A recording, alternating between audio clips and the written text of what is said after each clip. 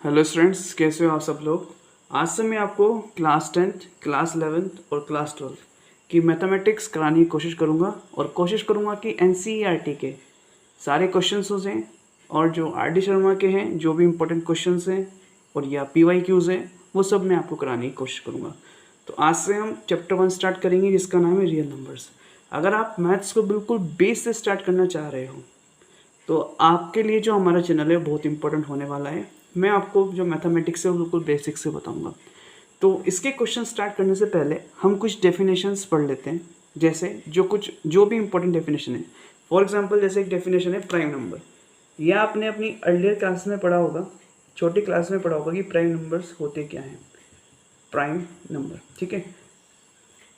तो prime number क्या होते हैं, देखो ऐसा नंबर जिसके दो फैक्टर हों, ठीक है। दो फैक्टर का मतलब दो नंबर से डिवाइड होता हो। जैसे अगर इसकी डेफिनेशन लिखूँ मैं तो अ नंबर विच हैव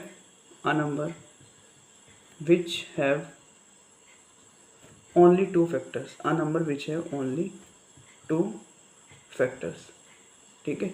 यानी कि जिस नंबर के दो फैक्टर होते हों, और दो कौन कौन से फैक्टर्स होंगे, एक तो वन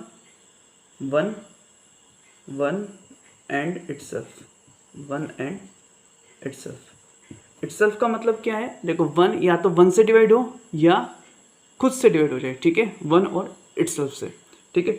अब कुछ एग्जांपल ले लेते हैं। देखो फॉर एग्जांपल जैसे मैं रेंडमली वन से लेकर, ठीक है, कुछ नंबर ले लेता हूँ और हम चेक करेंगे क्या ये प्राइम है या नहीं है।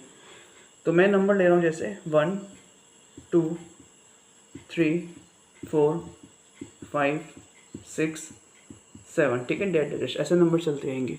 अब हम चेक करेंगे, देखो वन को, अगर मैं वन को ले रहा हूँ यहाँ से, ठीक है, तो वन, फॉर एग्जांपल मैं वन लिया।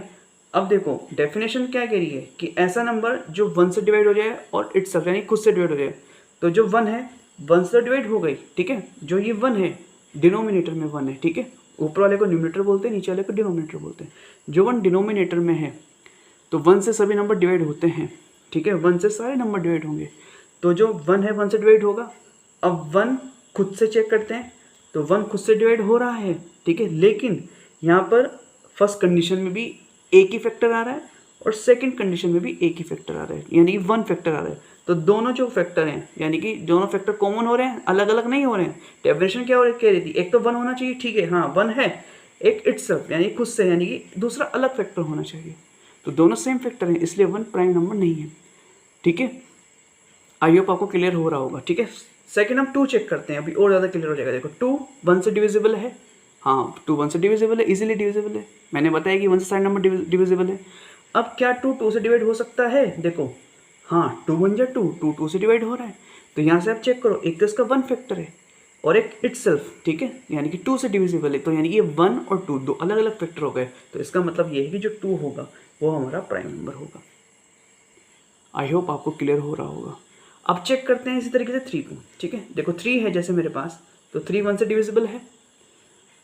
तो आप मेरे को बताओ क्या थ्री थ्री से डिविजिबल है, थ्री थ्री से डिविजिबल है, हाँ थ्री वन जा थ्री होगा। तो यानी कि इसके दो फैक्टर हो गए, एक तो वन और एक थ्री। तो यानी कि ये भी प्राइम नंबर होगा, वन प्राइम नंबर नहीं है। अब फोर को चेक करते हैं हम, ठीक है। अब मेरे को फोर को बताओ आप, मुझे फोर का बताओ आप। देखो फोर से डिवाइड हो रहा है, सॉरी वन से डिवाइड हो रहा है, कि मैंने बताया वन से सारे नंबर डिविजिबल है। क्या फोर से अपने आप से डिविजिबल है, हाँ फोर अपने आप से डिविजिबल है। दो फैक्टर हो गए।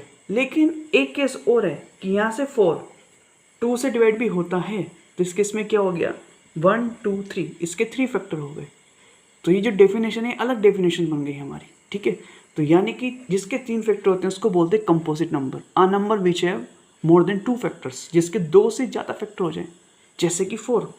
तो ये फोर क्या होगा, यहाँ से कंपोजिट नंबर होगा, ठीक है। अब फाइव के दो ही फैक्टर हैं, ये प्राइम है। सिक्स के तीन हो जाएंगे, आप खुद से चेक कर सकते हैं, जैसे मैंने आप फाइंड करके दिखाया। तो ये कंपोजिट है। और सेवन क्या होगा, ये प्राइम नंबर होगा, ठीक है। और आप इसकी डेफिनेशन ऐसे भी समझ सकते हैं कि जैसे प्राइम है PRIM, ये स्पेलिंग है इसकी, ठीक है। तो रोमन्स में हम वन को आई लिखते हैं, तो यानी कि वन। और मी फॉर हम लेट कर सकते हैं इटसेल्फ, ठीक है। तो अब इस केस में देखो 1 एंड इटसेल्फ, तो हम इसके स्पेलिंग से भी निकाल सकते हैं ऐसा नंबर जिसके 2 फैक्टर हो 1 एंड इटसेल्फ, ठीक है, आर कॉल्ड प्राइम नंबर, ठीक है। आई होप आपको प्राइम नंबर क्लियर हो रहा होगा और आपको क्लियर हो गया होगा, ठीक है। इसी तरीके से नंबर चलते हैं 8, 9, 10, 11, 12, तो सब नंबर्स को चेक कर सकते हैं हम, ठीक है। जिसके 2 फैक्टर होंगे सिर्फ वो प्राइम है, जिसके 2 से ज़्यादा फैक्टर हो गए वो हो जाएगा कंपोजिट नंबर, ठीक है। आइए अब हम क्वेश्चन